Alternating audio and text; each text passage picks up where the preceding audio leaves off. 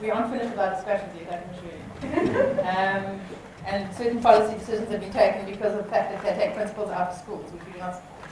So we need to discuss that issue still. But other than that, let's see where we go. Trevor, I can't believe coming from Johannesburg that you're complaining about traffic. No. I cannot believe it. At all. I just want to say, I think out of all the inputs that we've had so far, I think there are really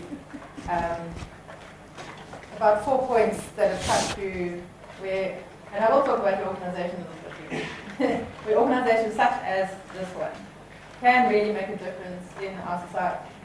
And in the Western Cape government, we have a saying, our motto is better together. And I will always willing and happy to speak to anyone who's prepared to actually make a difference and do so. And I think that's really something where this organisation can be proud. And I'm interested in Irene's points because one of the main reasons I became involved in politics was because I was getting so irritated with the government, and secondly with also with people leaving. Because it wasn't the government I was in. And I was getting equally irritated with people who complained and got up and left instead of actually got involved and did something. So I do want to commend you for that. I mean, people who have actually taken the step of saying, what can we do to help and doing something about it. I think the first thing really where this kind of organisation can assist a lot is helping to redress our historic legacy that we have heard about, we all know about. There are still unacceptable inequalities in education across the country. And I think that this is an important way of bridging the divide between the under-resourced schools that still are under-resourced, and I'm quite worried about whether or not schools 3D card or whatever. But I can assure you on IT we will see a big difference this year in Western Cape. We'll hear about it shortly. And then also, you know, where people actually get involved, then you really see, you can only really get a true appreciation of what other people live like if you go there yourself. And I think anyone who goes into a different situation to what you normally are in, and you go out of your comfort zone, you always end up being enriched because and learning about how other people live and how we can make a difference in each other's lives. So I think that's the first thing. The second thing that can really assist, and I would really ask any organisation who's involved with schools to assist, is the parental involvement. That is one of the crises we have in education, is that for parents, too many parents, we have two crises. Some parents are too involved, and some parents don't care. And either way, it makes it very difficult for principals. I see some nods there. And I think that's really, this year particularly, school management is really a team, and the principal is the most important in the school, and the school leader. But with your SGBs, that is really your government and management team of the school. And we have a very real opportunity this year because our governing body elections are happening this March. And it's completely right. There's some schools where you get your position by bribing the governing body and promising them to give you some of their salary or making sure they'll get some business here or there. And it's very, very scary. And it's usually those schools where we find the schools are not performing because the principals really don't actually care about it. They care about what they can get out. And if there's one thing you can really do to assist is conveying that message to parents. What is going on? There's some disturbance going on. That's not you. We're trying to figure out what it is.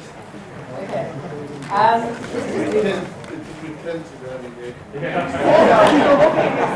going to say, at least our schools don't have air conditioning, but at least they have windows.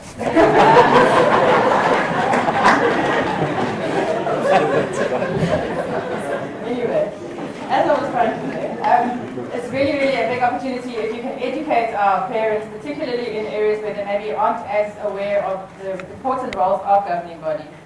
What crucial role they play. They determine policies, they determine language policies, they determine admission policies, and they run the school, and they do have to hold the principals accountable sometimes. So that is something really that you can contribute hugely to. What else? And then, of course, community involvement. I've also seen in many of our very, very troubled areas where the community takes control and gets involved and takes ownership of the school. We have seen huge, huge improvements. I mean, we've got some areas where there's horrible things. There's gangsterism going on often. There's people shooting outside the school. and the learners have to sit in there trying to concentrate on learning. But I've seen one school, particularly in Philippi, which we recently opened on the youth CD school, where the community said this is now enough. We are taking responsibility for our area, we are taking responsibility for our school, we want our children to learn. And they've done things like helping and walking to the school with the children to help them so that they remain safe. Things like that. It's just amazing what people can do if you really want it. And the school is completely turned around. Look, in the holidays, you get vandalism like you won't. I mean, it's true. I wouldn't get that for pieces until you can secure it. Because you get things and within just mine.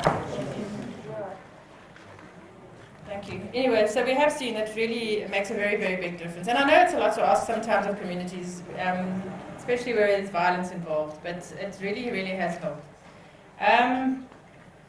I just think, yeah, it's quite appropriate that we deal with a special role of principals in schools, given that it's now day one for principals, day one on Wednesday for learners. And it's important and a good opportunity to highlight the important roles that do play.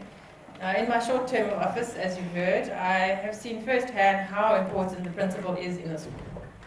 The principal is a leader, and if they're a good leader, their schools flourish, and if they're bad leaders, their schools flounder. And I will not be as accommodating as Trevor and say, and I will refer to underperforming schools, because we have underperforming schools, and we unfortunately have 10 serial underperformers in the Western Cape, and the cause is quite simply bad leadership. We've been looking now at our matric results and doing an analysis of last year, seeing what we need to do to improve and where we need to improve. And some schools were performing quite well, and now we've seen that they've gone down, and we're looking into that in more detail, saying why is that the case? The one case, there was a temporary principal who'd done very, very good things with the school. He decided he didn't want to stay there anymore. He left. We haven't been able to fill the position. The school's gone down. Another one, our worst performing school in the province. We, luckily not 0% like some provinces, but bad enough. We also have a vacancy in that principal position, and the school has done badly. And it's really, really important to get principals in our schools that are good. And often it's difficult for us to do that for various reasons. Sometimes the socio-economic circumstances are such that they just can't deal with it, or they don't want to deal with it. Cheers. Other schools, there are safety issues. Some schools, the teachers are quite frankly just totally uncommitted, and the principal hasn't got the energy to get in there and deal with it. It's too much for one person to handle. And the problem is we have to change the system, and we have to change those schools, because our future of our learners depends on it. And Mandy, I've got news for you. In the Western Cape we have provincial ministers, so I am a minister, and we will do something about it. But the problem is, unfortunately, as I am learning in government, much to my horror, is that these things take a very long time. And you can't do anything quickly, and the system is huge. It really is huge. We've got 1 million learners in our schools in the Western Cape alone, and about 34,000 teachers. So it's a huge system, and it's not easy to change overnight. The NDP has identified competent principals as crucial to the improvement of our education system, and we certainly read the NDP, Trevor. We have read it, and we are implementing it in the Western Cape, and we are looking at ways of doing it even better from now onwards.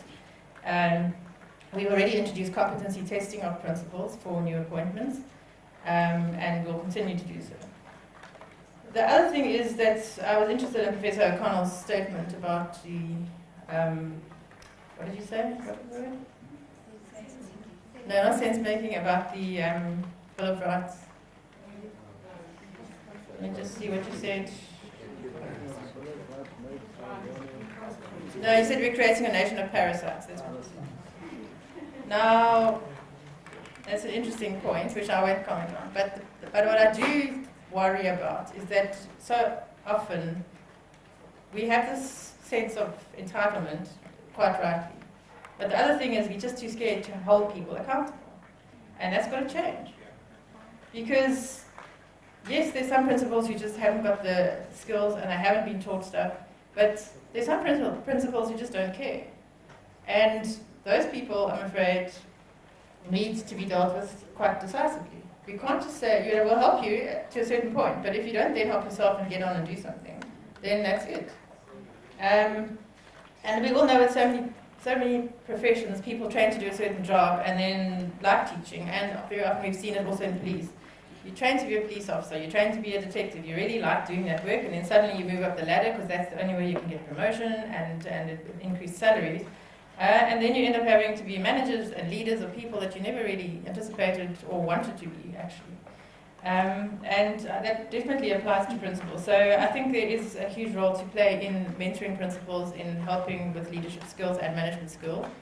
And as we've heard from business leaders too, there's a very it's a mutually beneficial relationship. It's not that the business leaders know everything or the principals know everything. It's that you each have different experiences that you can share with each other.